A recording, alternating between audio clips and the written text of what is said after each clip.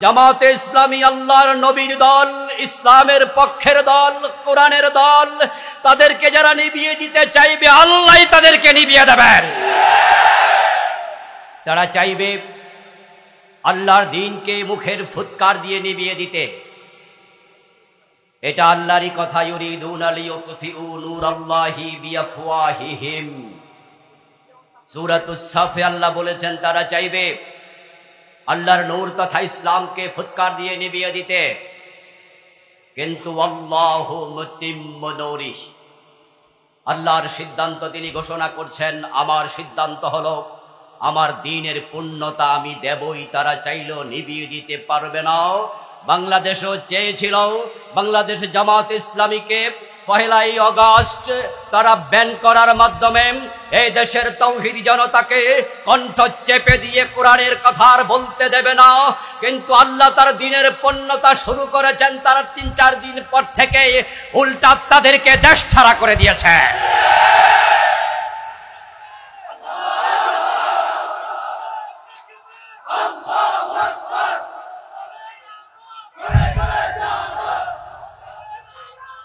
আমার প্রিয় ভাইয়েরা, আল্লাহর সিদ্ধান্তের বাহিরে কিছুই হয় না।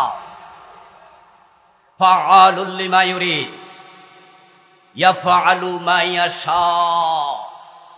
আল্লাহ কোরআনে বলেন তিনি যা চান তাই হয়, তিনি যা করতে চান তাই করেন। আল্লাহর সিদ্ধান্ত পরিবর্তন করার ক্ষমতা কারো নাই।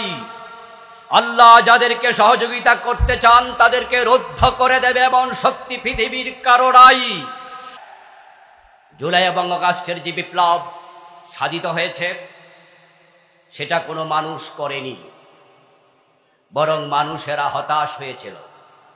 আমরা ভেবেছিলাম আর মনে হয় কিছুই হবে না, এবং যারা ক্ষমতায় ছিল তারাও ঘোষণা করেছিল ভিশন 2041। আপনাদের মনে আছে 2041? ওরা ভেবেছিল এর আগে কেউ কিচ্ছু করতে পারবে না, এবং তাদের এক বড় নেতা তো বলেছে কিসের আন্দোলন, এবছর না ওই বছর মানুষ বাসে ইটিকারি। ভেবেছিল কিচ্ছু কেউ করতে পারবে না, কিন্তু আল্লাহ তাআলা যখন কিছু করতে চান তখন করতে 1 সেকেন্ডও লাগে না। আল্লাহ বলে উমলি লাহুম ইন্না কাইদি মাতিন। কোরআনে আল্লাহ বলেন আমি তাদেরকে ঢিল দেই, আমার কৌশল বড় শক্ত। ইন্না বাতশা রাব্বিকা লাশাদীদ, নিশ্চয় তোমার প্রভুর ধরা অত্যন্ত কঠিন। আল্লাহর ধরা যে শক্ত এবং কঠিন সেটা আমরা দেখেছি। লক্ষণ সেনের পরে 805 বছরে বাংলাদেশের ইতিহাসে কোন রাষ্ট্রপ্রধান পালিয়ে যায়নি। আল্লাহ তাদেরকে দেশ থেকে পালাতে বাধ্য করেছেন। আমার প্রিয় ভাইয়েরা, এটা আল্লাহর কৌশল। এ কৃতিত্ব কার? আগস্ট বিপ্লব করেছেন কে? কোরআন মাজিদ আল্লাহ তাআলা এমন কিছু কথা বলেছেন, এজন্যই তো কোরআনকে বলা হয় চির সতেজ একটি কিতাব। এটা কোনোদিন পুরাতন হবে না, পুরান হবে না। কোরআন চির যৌবনা। কিছু কিছু আয়াত পড়লে মনে হয় এই আয়াত বুঝি গতকাল নাজিল হলো, গত মাসে আসলো বুঝি। একটি আয়াত পড়ে আমি কোরআনের উপরে বিশ্বাস তো আগে ছিলই, আরো নতুন করে বিশ্বাস এনেছি। আল্লাহর সীমাহীন ক্ষমতার উপরে আবার নতুন করে ঘোষণা করেছি।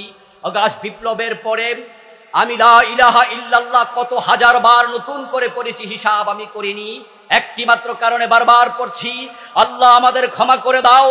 আমরা হতাশ হয়ে গিয়েছিলাম, আমরা ভেবেছিলাম আর বুঝি কিচ্ছু হবে না। এই হতাশা ঠিক ছিল না। তুমি সব পারো, তোমার উপর আবার ঈমান আল্লাহ। আল্লাহ তাআলা বলছেন ফালাম্মা নাসু মা যুকিরু বিহি ফাতাহনা আলাইহিম আবওয়াবা কুল্লি শাই। যখন তারা আমার দেয়া উপদেশগুলো ভুলে গেল, আমার দেয়া ক্ষমতা পাওয়ার পরে তারা আমার দেয়া উপদেশ ভুলে গেল, আমি তখন তাদের জন্য নিয়ামতের দরজা আবার খুলে দিলাম, আরো খুলে দিলাম। হাত্তা ইযা ফারিহু বিমা উতু আমার নিয়ামত আবার পেয়ে তারা যখন অতি আনন্দে উদ্বেলিত হয়ে সীমালঙ্ঘন আরো বাড়িয়ে দিল। 28 অক্টোবর 2006 লগি বইটার উল্লাস দিয়ে বাংলাদেশ জামাতে ইসলামী ইসলামী ছাত্র শিবিরের মানুষকে পল্টনে খুন করে লাশের উপর নৃত্য করে তার 2 বছর পর সাজানো নির্বাচনের মাধ্যমে তারা ক্ষমতায় আসলো। ক্ষমতার প্রথম 5 বছরেই বাংলাদেশ জামাত ইসলামীর উপর স্টিম রোলার জুলমের চালালো, নির্যাতন চালালো, নিষ্পেষণ চালালো। এই সংগঠনটির উপর এত নির্যাতন চালিয়েছে যা পৃথিবীর ইতিহাসে বিরল। আমরা ভেবেছি এই 5 বছর যাক, একটা পরিবর্তন ইনশাআল্লাহ হবে, কিন্তু আমরা দেখলাম পরের 5 বছর আবারও তারা ক্ষমতায়। আল্লাহ বলেন, যখন তারা আমার দেয়া নির্দেশনা, আমি বলেছি তোমরা ইনসাফ কায়েম করো, আমি বলেছি ন্যায় বিচার করো।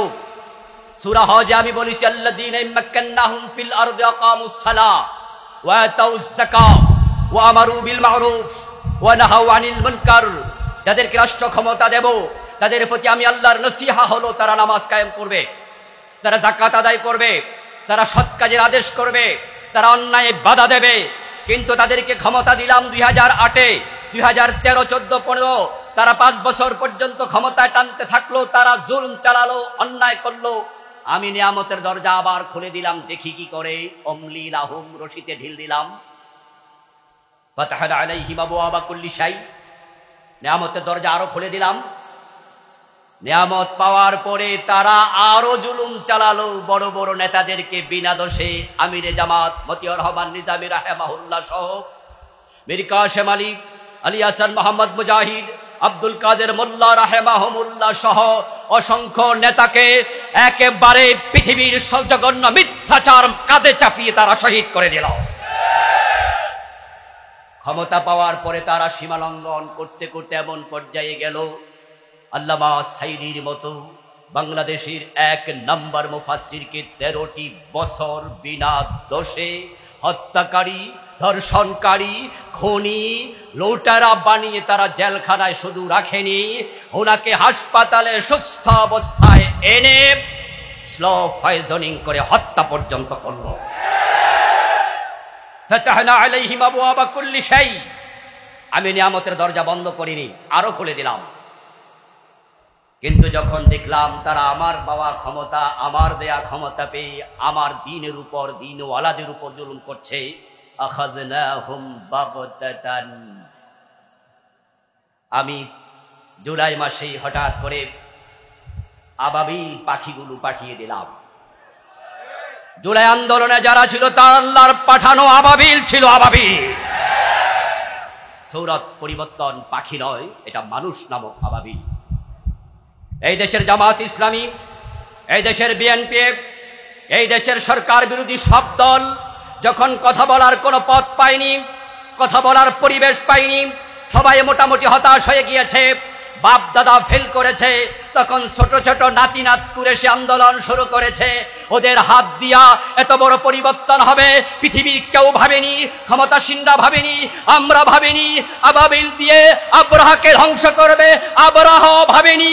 ঠিক তেমনি ভাবে আকাশের মালিক আল্লাহ বলে, আখাযনাহুম বাগতাতান, আমি হঠাৎ করে ধরেছি। ফাইদাহুম মুবলিসুন, তখন তারা কাপড় পরে পালাবে, রান্না করা ভাত খাবে, সেই সময়টাও আর পায়নি। আখাযনাহুম বাগতাতান, কোরআনে আল্লাহ বলছে আমি হঠাৎ করে ধরেছি। আচ্ছা আপনারা বলুন তো, 5ই আগস্টে যারা পলাইলো তারা কি আগে জানতো এভাবে আল্লাহ ধরবে? এটা কি আমরা জানতাম? আচ্ছা আমরা যারা আন্দোলন করেছি, 9 দফার আন্দোলনকে আমরা কয় দফায় নিয়েছিলাম? 1 দফা। 1 দফার আন্দোলনে কি বাংলাদেশ সরকার পলাইয়া যাক এরকম কোন দাবি ছিল? দাবি ছিল তাদের পদত্যাগ, তারা ক্ষমতা থেকে নেমে যাক, এরপর নতুন সরকার আসবে, নতুন নির্বাচন হবে, বাংলাদেশ নতুন ভাবে আগাবেই হলো দাবি। কিন্তু আল্লাহ তাআলার সিদ্ধান্ত না, সুযোগ অনেক দিয়েছি, আর দেব না।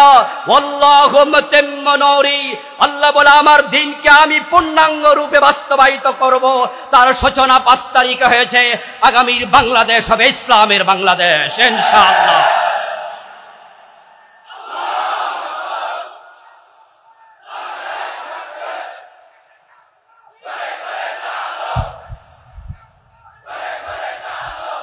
আমার প্রিয় ভাইরা, আমি আপনাদের সম্মুখে পবিত্র কোরআন মাজিদ থেকে ছোট্ট একখানি আয়াত তেলাওয়াত করলাম। শুরুতে ইন্না আরসালনাকা শাহিদা ওয়া মুবাশশিরা ওয়া নাযীরা ওয়া দাঈয়ান ইলাল্লাহি বিইযনিহি ওয়া সিরাজাম মুনীরা। হে প্রিয় নবী, আমি আপনাকে দাঈ বানিয়েছি, সিরাজুম মুনীর বানিয়েছি, শাহিদ বানিয়েছি, নাযীর বানিয়েছি, বাশীর বানিয়েছি। আজকের এই বারাকাপূর্ণ মজলিস প্রিয় নবী মুহাম্মদুর রাসূলুল্লাহ সাল্লাল্লাহু আলাইহি সাল্লামের সিরতের আলোচনার মজলিস। আমরা ওনাকে নিয়ে আলোচনা করতেই হবে, কারণ তিনি আমাদের একমাত্র মডেল, একমাত্র আদর্শ। তিনি ওয়াসওয়াব, তিনি কদওয়া, তিনি নামুজাজ, তিনি ইমাম, তিনি সাইয়্যিদ, তিনি একমাত্র লিডার। আমাদের শিক্ষা হলো, আমাদের ঘোষণা হলো, আমাদের দর্শন হলো নবী মুহাম্মদ ছাড়া কাউকে আমরা আদর্শ মানি না। আল্লাহ তাআলা বলেন, লাকাদ কানা লাকুম ফি রাসূলিল্লাহি উসওয়াতুন হাসানাহ। প্রিয় নবীজিকে বলেছেন ইন্নাকা লাআলা খুলুকিন আযীম। যেহেতু প্রিয় নবী মুহাম্মদ সাল্লাল্লাহু আলাইহি ওয়াসাল্লাম আমাদের একমাত্র মডেল, আদর্শ, সুতরাং উনার জীবনের মতো আমাদের জীবন গঠন করতে হবে। আমরা যদি দুনিয়ায় সফলতা চাই, আখিরাতে মুক্তি চাই, আল্লাহর নবীর অনুসরণের কোনো বিকল্প নাই। قال النبي صلى الله عليه وسلم من أحب سنتي فقد أحبني ومن أحبني كان معي في الجنة। আল্লাহর হাবিব সাল্লাল্লাহু আলাইহি ওয়াসাল্লাম বলেন, যে ব্যক্তি আমাকে অনুসরণ করে, আমার সুন্নাহ ফলো করে, সে আমাকে ভালোবাসে। আমরা নবীকে ভালোবাসি না? সেটা কিভাবে বুঝাবেন? নামের আগে আশিকে রাসূল লিখে, নিজেকে সুন্নি মুসলিম দাবি করে। ভালোবাসার প্রমাণ মুখে নয়, ভালোবাসার প্রমাণ হলো কাজে। এজন্য আমাদের মা আমাদেরকে ভালোবাসে পৃথিবীর সব মানুষের মাঝে সবচেয়ে বেশি, কিন্তু মা কোনোদিন বলে না আমি তোমাকে ভালোবাসি, কিন্তু কাজে প্রমাণ করে, ঠিক না? তাই প্রিয় নবীকে ভালোবাসে এখন বাংলাদেশে অভাব নাই। নামের আগে আশিকে রাসূল, মুখে দাড়ি নাই, নাম দিয়েছে সুন্নি, অথচ বিড়ি টানে। রাসূলকে ভালোবাসেন, মুখে বলবেন না, এটা কাজে দেখানোর বিষয়। রাসূল বলছেন মান আহাব্বা সুন্নতি ফাকাদ আহাব্বানি। যে আমার সুন্নাহকে ভালোবাসে, সে আমি নবী মুহাম্মদকে ভালোবাসে। আর ওয়া মান আহাব্বানি কানা মাই ফিল জান্নাহ। রাসূলুল্লাহ সাল্লাল্লাহু আলাইহি সাল্লাম বলছেন যে আমার সুন্নাহকে ভালোবাসার মাধ্যমে আমি নবী মুহাম্মদের ভালোবাসার প্রমাণ দেবে, সে জান্নাতে আমার সাথে ঢুকবে। আমরা আল্লাহর জান্নাতে যেতে চাই। দুনিয়ার কোন স্বার্থের জন্য বাংলাদেশ জামাত ইসলামী, ইসলামী ছাত্র শিবির কাজ করে না।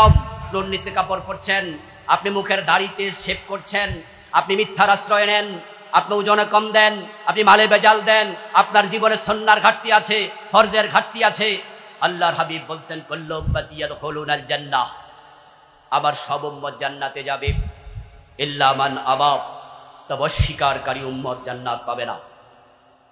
কিলা মান আবা ইয়া রাসূলুল্লাহ, প্রশ্ন করা হলো আল্লাহর নবী অস্বীকারী উম্মত আবার সে কে? প্রিয় নবীজি জবাব দেন মান আতাআনি দাখালাল জান্নাহ ওয়া মান আসানি ফাকাদ আবা।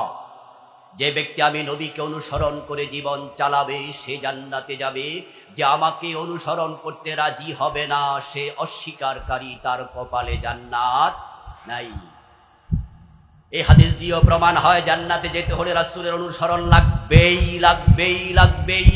এই দেশে দিন বিজয় হোক আর না হোক, আপনার জান্নাত আটকে যাবে না।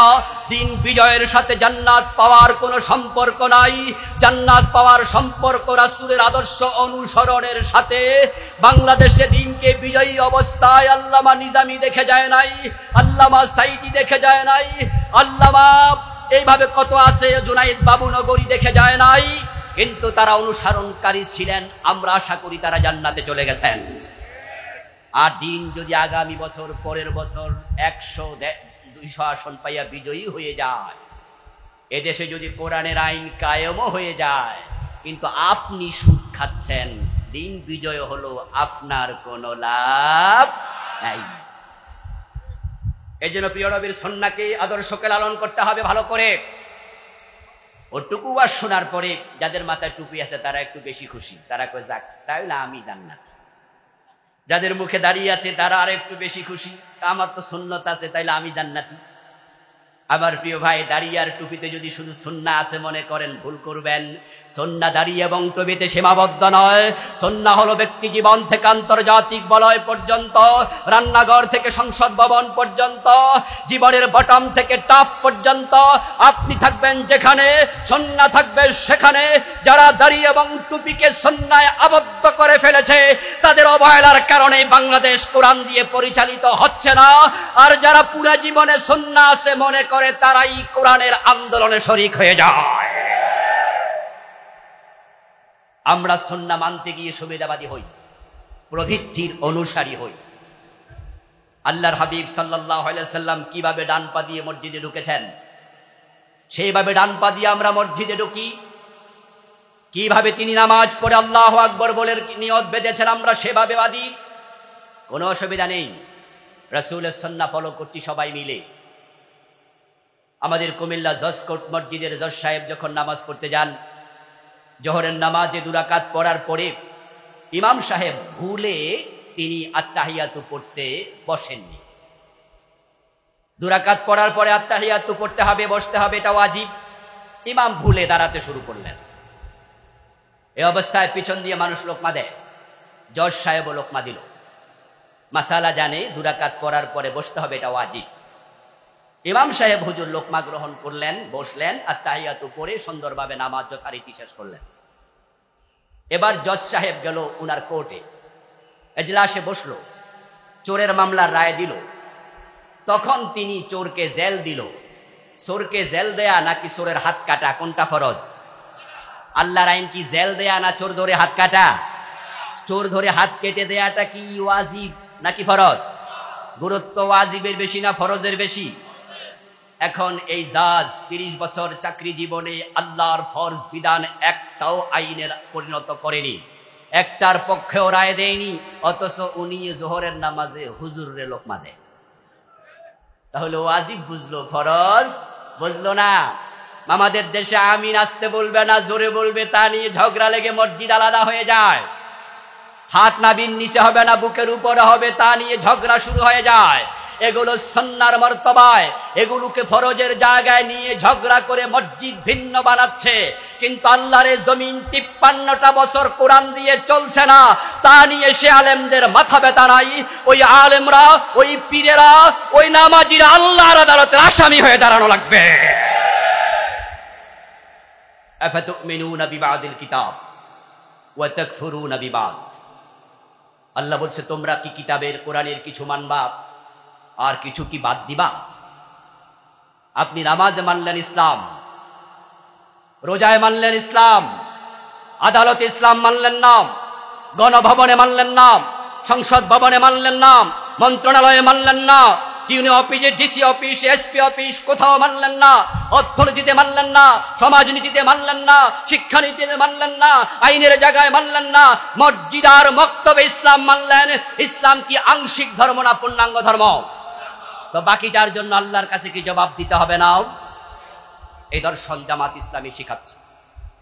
আল্লাহর বক্তব্য হলো ফিসসিলমে কাফা, ইসলামে পরিপূর্ণ ঢোকো। আমাদের আহ্বানে আপনারা বিরক্ত হননি, আমাদের আহ্বানে নামাজি লোকেরা বিরক্ত হয়নি, তারা হয়তো আমাদের দলে আসেনি, কেউ কত এসেছেনি আলহামদুলিল্লাহ, কিছু লোক পাশ কেটিয়ে চলে যায়, কিন্তু বিরক্ত হয় না। বিরক্ত হয় তারা যারা জানে যদি আল্লাহর দ্বীন কায়েম হয়ে যায় তাদের সুদী ব্যাংক বন্ধ হয়ে যাবে, সিনেমা হল বন্ধ হয়ে যাবে, মদের ব্যবসা বন্ধ হয়ে যাবে। পূর্ণাঙ্গ ইসলামের দাওয়াতের কথা শুনলে তাদের কলিজায় কাঁপুনি তৈরি হয়, তারাই আমাদেরকে যুদ্ধাপরাধী বলে মামলা দিয়ে জেলে ঢুকিয়ে দেয়।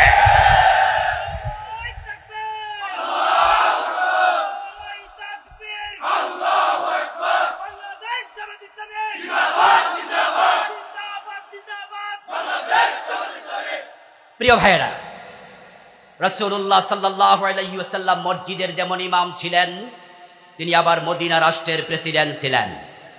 এতে বোঝা যায় মসজিদের ইমামতি করার জন্য আবার রাষ্ট্রপ্রধান হয়ে দেশ চালানো সেটাও একটি সুন্নাহ। কিন্তু আমরা সুবিধাবাদী হয়ে গেলাম, কারণ আমরা ভাবি ইমামতি করলে কেউ খারাপ বলে না, সালাম দেয়। আর যখন রাজনীতির নেতা হয়ে দেশ চালানোর কথা বলবে, আমাদের ডক্টর সৈয়দ আব্দুল্লাহ মোহাম্মদ তাহের, যার আলোচনা শোনার জন্য আমরা এসেছি, উনি কথা বলবেন, উনার কথায় আমরা শুনব। উনিও বিগত 15টি বছর নিজের গ্রামেও আসতে পারেন নাই। আচ্ছা, তাহের বাইরে এলাকা, উনার বিরুদ্ধে কোনো চাঁদাবাজির অভিযোগ আছে? উনিও এমপি ছিলেন 5 বছর, কোনো চাঁদাবাজির অভিযোগ আছে? আমাদের নেতাদের সবার ব্যাপারে একই প্রশ্ন, আমাদের কর্মীদের ব্যাপারে থানা আমির, জেলা আমির, দায়িত্বশীলদের ব্যাপারে এলাকায় গিয়ে খোঁজ নেবেন। এলাকার কোনো দোকানদার বলবে না বাকি খেয়ে টাকা দেয় নাই, এলাকার কেউ দাবি করবে না আমার জমি দখল করেছে, এলাকার কেউ বলবে না যে আমার কাছে চাঁদা চেয়েছে, বরং সবাই বলবে মানুষ হিসাবে তারাই ভালো। এরপরও তাদেরকে কেন জঙ্গির মামলা দেয়, যুদ্ধাপরাধী বানায়? একটাই মাত্র কারণ, তারা জানে ইসলাম কায়েম হলে তাদের অবৈধ সব দাবি দেওয়া, অবৈধ সব ইনকামের রাস্তা বন্ধ হয়ে যাবে। ইসলাম কায়েম হলে চোরের হাত কাটা হবে। আল্লাহ হাবিব বলেছেন, আমার মেয়ে ফাতেমা চুরি করলে ফাতেমার হাতটাও। 53 বছরের বাংলাদেশে চোরের হাত কাটছেন কয়দিন? আল্লাহর কাছে কি জবাব দেয়া লাগবে না? 92% মুসলমান সাবধান হয়ে যান, আল্লাহর আদালতের আসামি হওয়া যেন না লাগে। আমার রাসূল যদি বলেন আমার রেখে আসা ইসলামকে তারা অর্ধেক বাদ দিছে, অর্ধেক গ্রহণ করেছে, আল্লাহ তুমি বিচার করো। আল্লাহর কোরআন বাংলাদেশের সংবিধান হতে পারেনি, অথচ আমরা 92% মুসলমান। আল্লাহর শুকরিয়া, আল্লাহর শুকরিয়া, আল্লাহর শুকরিয়া। 53 বছর পরে এমন সুযোগ বাংলাদেশে আল্লাহ করে দিয়েছেন। এখন যদি আমরা চাই, অন্তর্বর্তীকালীন সরকার চায়, তাদেরকে আমরা চাপ প্রয়োগ করে বাধ্য করতে পারি, নতুন করে গণভোটের আয়োজন করে পুরা সংবিধান পরিবর্তন করে সরাসরি আল্লাহর কোরআনকে সংবিধান ঘোষণা দেওয়ার পরিবেশ তৈরি হয়ে গেছে। সেজন্য কাজ করতে হবে, আল্লাহর দেওয়া সুযোগটা কাজে লাগাতে হবে। চট্টগ্রামে আমরা এমন একজন নেতা পেয়েছি যাকে শুধু এমপি নয়, ইনশাআল্লাহ আমরা মন্ত্রী হিসাবে পেয়ে যাব। এটা অ্যাডভান্টেজ, এটা আমাদের জন্য বিশেষ প্রাপ্তি। শুধুমাত্র চট্টগ্রামের নেতা নয়, শুধু জাতীয় নেতা নয়, সৈয়দ আব্দুল্লাহ মোহাম্মদ তাহের ভাই আন্তর্জাতিক বিশ্ব ইসলামী আন্দোলনের নেতা। আগামী নির্বাচনকে সামনে রেখে দলমত ভুলে গিয়ে সবাই এক কাতারে এসে বাংলার জমিনে কোরআন বিজয়ের জন্য কাজ করতে রাজি আছেন না নাই? আলেম ওলামাদের প্রতি বিশেষ অনুরোধ রেখে কথা শেষ করছি। প্রিয় হযরত উলামায়ে কেরাম, আমরা ইখতিলাফ ভুলে যেতে চাই।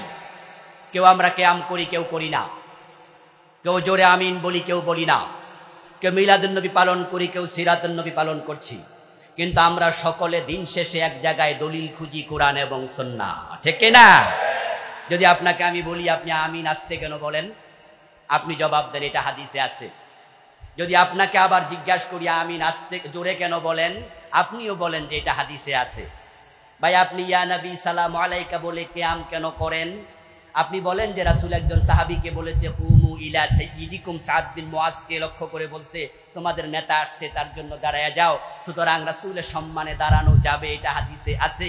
আপনাকে জিজ্ঞাসা করলাম আপনি কেন কিয়াম করেন না, আপনি বলেন যে রাসূল দাঁড়িয়ে যাওয়া পছন্দ করতেন না, এটা হাদিসে আছে, এই জন্য আমি দাঁড়াই না।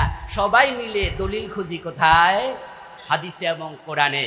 তাহলে বোঝা গেল ইখতিলাফ থাকার পরও আমরা কোরআন হাদিসের ব্যাপারে একমত, এ বিষয়ে কোনো ইখতিলাফ নাই। আগামীর বাংলাদেশ কোরআনের বাংলাদেশ হবে, হাদিসের বাংলাদেশ হবে, কোরআন সংবিধান হবে। ইখতিলাফ ভুলে গিয়ে এই বিষয়ে আলেমদের ঐক্যবদ্ধ হওয়ার আহ্বান জানাচ্ছি। আলেমরা একমত হয়ে গেলে জালেমরা লেজ তুলে পালিয়ে যাবে। আল্লাহ তৌফিক দান করুন, বলেন আমিন। আসসালামু আলাইকুম ওয়া রাহমাতুল্লাহি ওয়া বারাকাতুহু।